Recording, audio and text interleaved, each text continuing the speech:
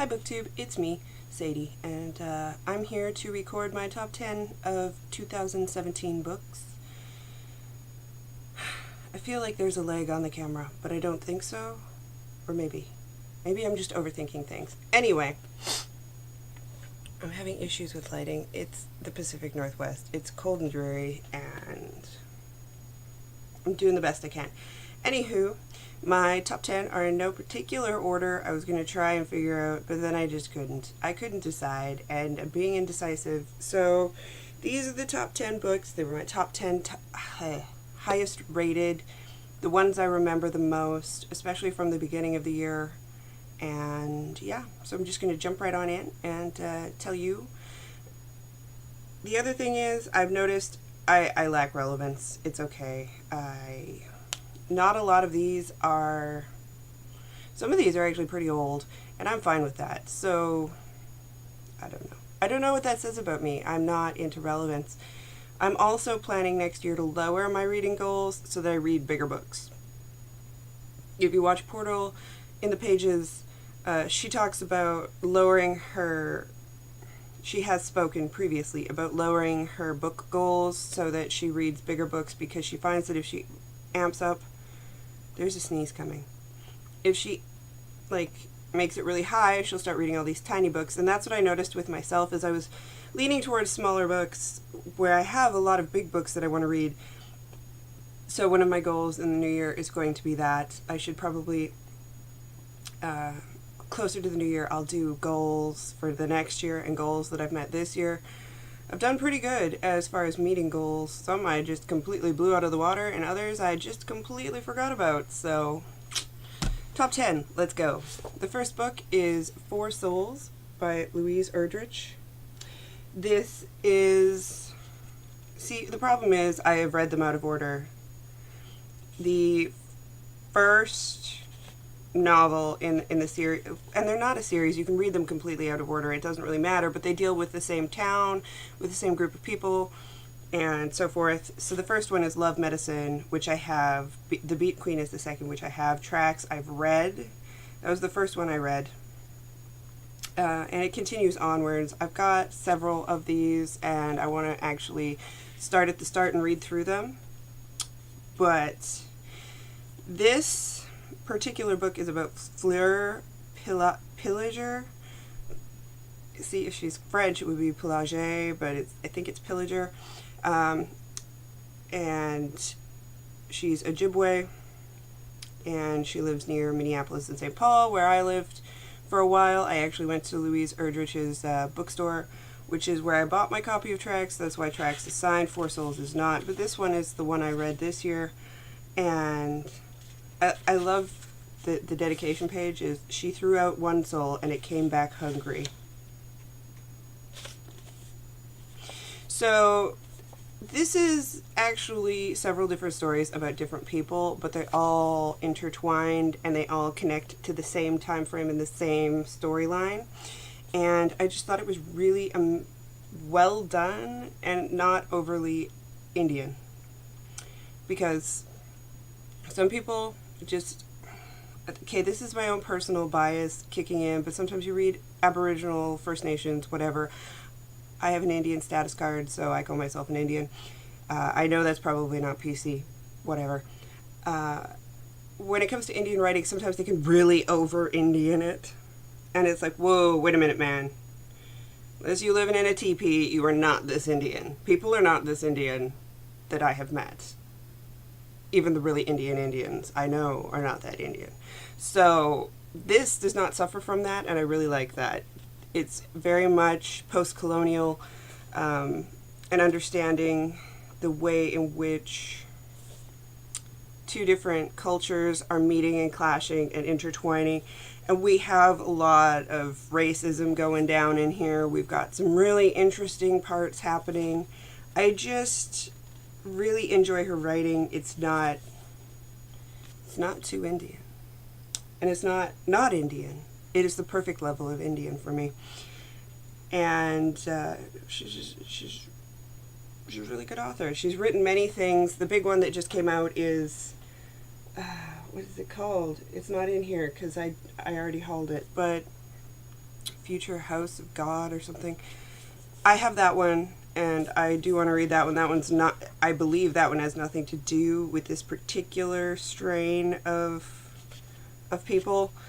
And she also did a nonfiction book, which is about the Blue Jays Dance, which is about giving birth. So she also has children's books, poetry. So yeah, I recommend trying her out, but I haven't read them all. I've only read 2 of the early ones. I have friends who've read them all. I can't speak to the later ones. I can only speak to the earlier ones. Next up, let's just keep on with the Indians, is Scars by W.P. Kinsella, and these are short stories. This is his first, I believe, his first collection. 1978. I believe this is his first collection of short stories. He has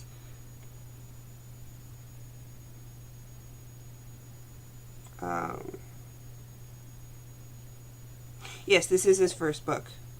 He has another book of short stories called Dance Me Outside, which is way more popular and way more well known. He also wrote Shoeless Joe Jackson, which eventually became Field of Dreams. This is where we meet a lot of the characters who went on to be really well known through Dance Me Outside. And so let me just read from the back because I love this. We've heard more than enough about the white man's guilt, the rape of the West by wheat farmers and oil men, more than enough about the red man's innocence, his love for all things earth and all its fruits. Kinsella's stories aren't like that. He has no illusions about Indians, and none about white men either. It's true.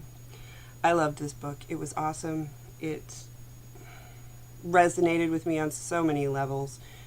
Just a really bloody good book, and why I don't necessarily think you need to be of a color to write about a color. It helps sometimes, but it can be a hindrance too. So if you're willing to transverse the abyss and read something that is not one of our voices or diversity, you'll enjoy it, probably. I all the story, like, I read it so fast, and I have a couple of his other books that I've accumulated that I want to read. And I have an omnibus where I've read a couple of them, but I want to read the whole omnibus because I read them individually from a library, and then I bought an omnibus that has like 5 stories in it, so I want to read all of those. And those will be reviewed at some point. I know I said I'd do an author spotlight for him, and I really should, but life. Next up is Sarah Moss's The Title Zone, which has been on everybody's Goodreads list, or Goodreads top 10 list. I think it made the top 10 list of everybody last year, and this year I'm finally on the crack. Of course, this is about a stay-at-home dad who has a daughter whose heart stops for absolutely no reason, and then we follow the journey him and his family go on to try and figure that out quickly, and it doesn't happen. So it's just beautiful. I want to read more of what she's written. Now I had to order this one from Book Depository because you can't get it in Canada. You can't get it in Canada. You can't get it in the United States yet, I don't think. But really loved The Title Zone. Highly recommend it. Up next, Indian Horse by Richard Wagamese, and I have recently reviewed this on the podcast, or on the YouTube, the YouTube, and it's still stuck with me. I actually, when I was in Canada, bought a bunch of Richard Wagamese based off of this book, which was a Canada Reads in 2013. I did have to read his Keeper and Me in high school. I don't remember a damn thing about it, but it was high school. I remember very little about high school. So, this is also about Ojibwe. They are in Manitoba. It has to do with residential school, how he escapes residential school, his subsequent alcoholism, and it's just a touching story, and I think it really speaks to an Aboriginal experience that we need to hear more about. So, I know it's really hard to get in America land. It's really easy to get in Canada land. So, yeah. if you're looking for it. Let me take a drink here. I'm also fighting a cold, so this could be interesting. Then, Autumn by Ali Smith. Again, it was on all of the top 10s last year, and I'm late to the party, but I'm okay with that. Winter just came out, and I want to get a copy of that. It's called The First Brexit Novel. I think it does discuss Brexit, but I think if you're also from Canada, you'll feel very referendum-y about it. And I just really enjoyed the characters. I want to reread it and see if I have a different reaction to it, just because I read it so fast the first time and I loved it, that I think if I read it again, I would pick up different parts of it and I would love it even more. This is definitely one of those ones where I want to have a reread. I love the interactions between the girl and the older man, and I like the fact that there's nothing sexual going on. Like, we're not in a Lolita context, we're in a completely, like, teacher-student kind of deal, and that someone cares about him even though he's in, like, a coma, and he's super old. And then her mother is, like, kind of just out of left field. Just loved the book. And you've heard enough reviews about it. I don't really have to explain much of it, do I? I don't think so. Then The Funeral Party by Lyudmila Ulitskaya. Sorry if I butchered the last name. She is a Russian author. This is a very short book, and even though it's short, it has stuck with me like nobody's business. I went off and purchased The Big Green Tent during the book outlet sale at some point recently. And so this one is about a group of Russian immigrants in New York surrounding their friend who's dying, and how he is acted as the nucleus of their group, how they interact with him, how being from Russia plays with things, who's legal, who's not legal, how that interacts with how they handle things, how his medical coverage is covered. And it's just a wonderful read. It's so sad, though. Like, be prepared for sadness. However, you should still read it. It's beautiful. It's beautiful. It's quick. It's translated from the Russian by Kathy Porter. The translation was edited by Arch Tate. And it's just... Lyudmila Ulitskaya's novels and short stories have been published in Russia, France, Germany, and elsewhere. The Funeral Party is her American debut. She lives in Moscow. So this is the first one that was translated, which led to subsequently more things being translated into English, which I'm currently trying to acquire. So, yeah, that's the one that started it all, and I believe it. Then... The tome that I did not read in March, I started in March, but it took me a lot longer, is Middlemarch by George Eliot. This is the Penguin Drop Cap edition, which my husband got me. He's been working his way through them. I think I'm on Q. Q was the last one, which is standing in my TBR, or to be hauled pile. I loved Middlemarch. I just loved it. But I knew I would love it because I have read other George Eliot and really loved those. Which ones? Silas Mariner. That's the one that really set me in her path. I had to read Silas Mariner for a 19th century Victorian literature. Was it 19th century Victorian literature, which makes it sound like a double negative or whatever, but it was a university class I took. I loved it. There was Adam Bede, Silas Marner,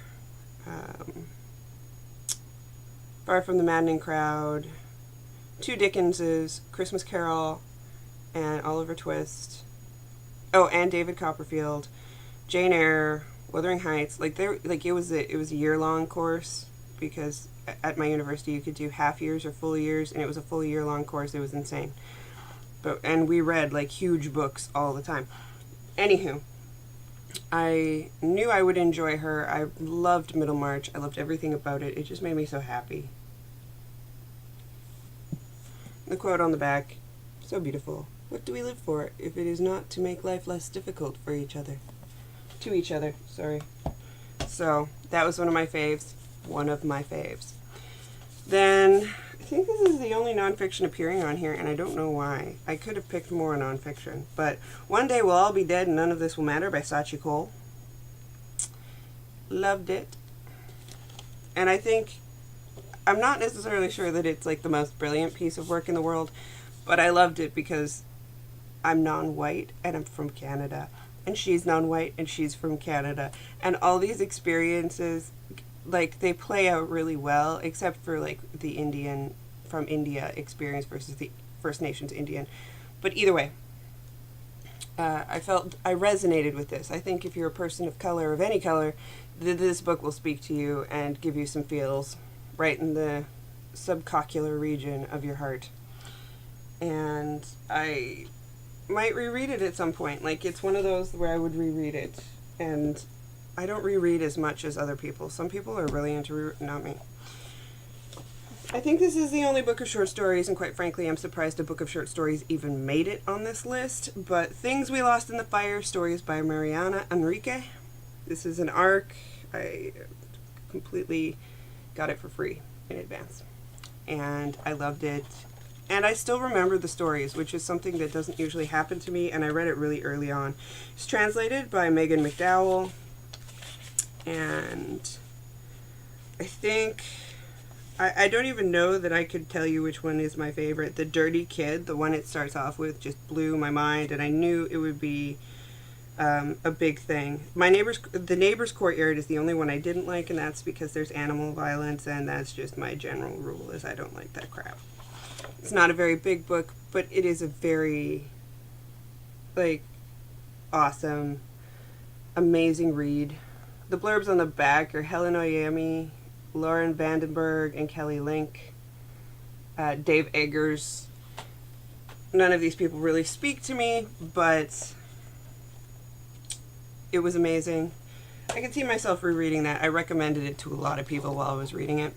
And lastly, one of the earlier things on my list, and I have to finish this.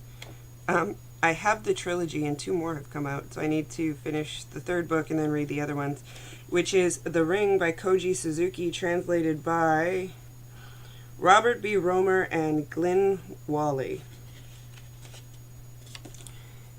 Which, if you're unfamiliar, Ring, of course, was turned into a movie, Ring, and then there's Ring 2, and now there's Rings, and there's so many of them. But it is so beautifully written, and it is such a Japanese horror, and I love that stuff.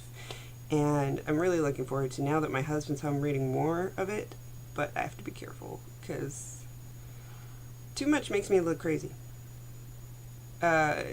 Subsequently, Ring is the story of a VHS tape that has images upon it that cause people to die. The way not to die has been taped over, erased, etc. And so people are trying to figure out how to do it without dying, and so that they can continue to live, except people keep watching the damn tape when they shouldn't. And it's the ancient horror, blah, blah, blah. I'm sure you know the entirety of The Ring and the premise of it. The Japanese versions are always better. So, the book was better than the movie, and I enjoyed the movie back in the day. It's been a while since I've watched the movie. I have no desire to rewatch it right now, but there you have it. Those are my top 10 of the year. I'm not going to do a least top 10 just because it's not my style, and I didn't keep any of them, and quite frankly, I don't want to relive that crap. I know there was crap. Like, I would have to think about crap, and I'm not there. So, yeah, I will be doing a rundown of the goals that I've met and the goals that I've not met, and what goals I want for next year. Probably in a couple days, probably after Christmas. I don't know, I'm not doing Vlogmas.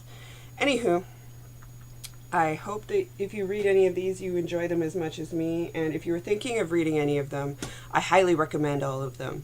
I will put my name on the down for recommending any of these books, and I hope you have a great Christmas, or a Hanukkah, or whatever. Just have a great holiday season, okay?